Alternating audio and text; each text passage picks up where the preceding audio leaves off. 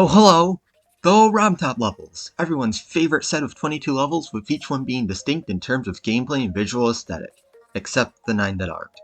My favorite one, without a doubt, is Hexagon Force. I mean, what an absolute treat this one is to just blast through. With no further ado, here's a review of Hexagon Force by RobTop. Right away, this level throws at us some pretty standard RobTop gameplay with an emphasis on blue orbs rather than gravity portals.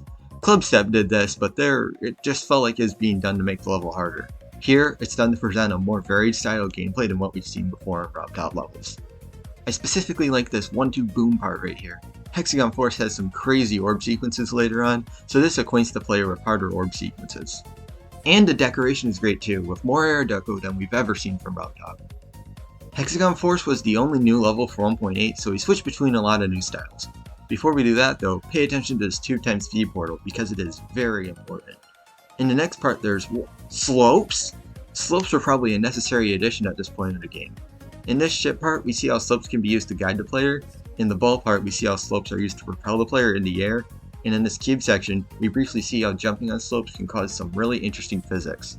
Overall, I think the first third of the level expertly shows a number of different applications of slopes and different ways they can make for interesting gameplay.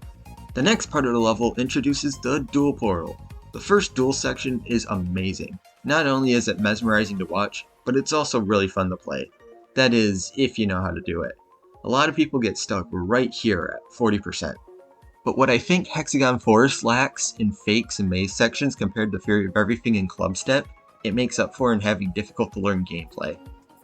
I think 40% is a great example of this, because while it's hard to learn at first, after learning the correct timing, it can be done every time.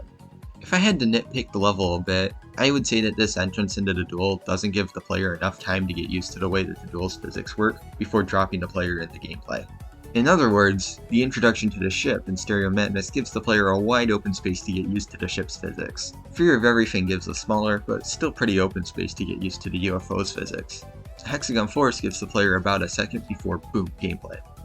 This, and the fact that in terms of RobTop levels, dual mode only appeared in Blast Processing and Deadlocked after this, and that dual parts are far more difficult to build than other game modes, makes dual mode a far harder game mode than others. It also doesn't help that it's very rare to see dual parts in easier difficulties.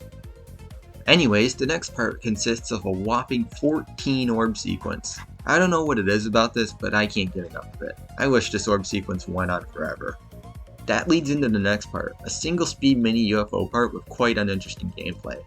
This is the worst part of the entire level to me, because it's kinda boring, and it feels like the entire flow of the level comes to a screeching halt.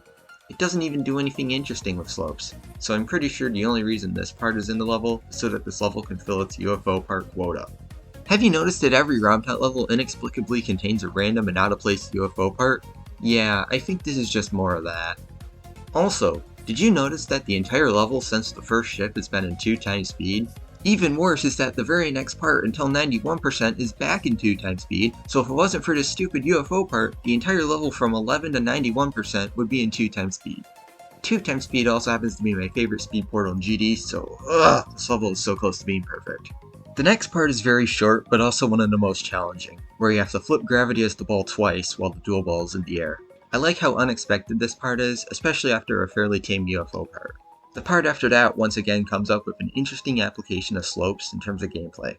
This part normally wouldn't be that difficult, but the slopes act as the obstacles, so the player will want to avoid them.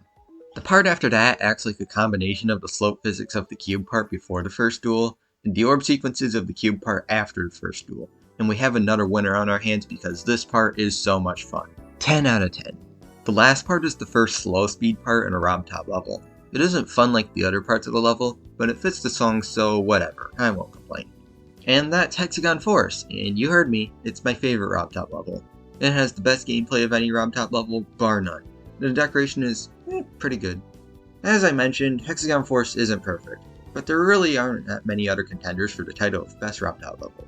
Overall, Hexagon Force by RobTop gets a 9 out of 10 and a monster approved.